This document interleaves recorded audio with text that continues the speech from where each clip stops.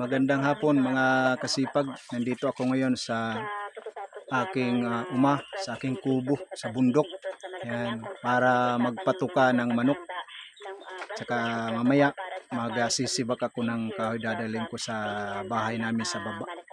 Sa magbubunot na rin ako ng kamuting kahoy para ilaga mamaya para sa hapunan namin, at ipapares ko sa pinaksiw na isda. Masarap yung mga huli ko kaninang umaga. Yan. Sige po, magpapatuka na ako ng manok.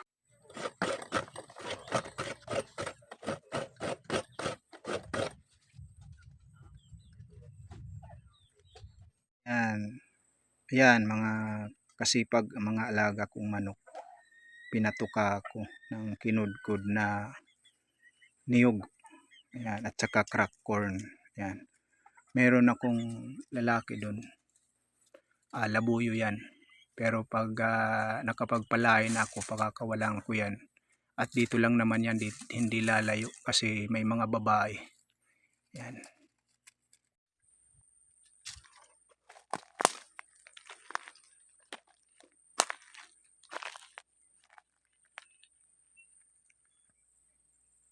Ayan mga kasipag, nagbunot ako ng kamuting kahoy para mailaga mamaya pagka baba, pag uwi. Yan, mailaga. Paparisan ng paksiw. Yan, pinaksiw na isda na aking nahuli kaninang umaga. Mga huli ko sa lambat kaninang umaga. Yan ang aking farm. Na kamote ko. Sa susunod aani din ako ng kamote. Kukuha din ako ng kamote para may uwi. Yan.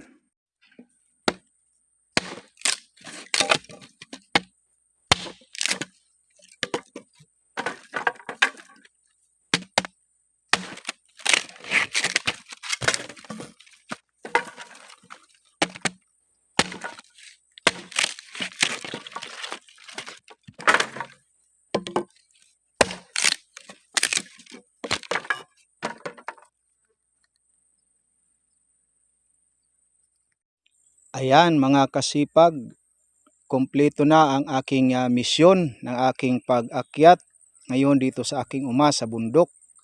Yan,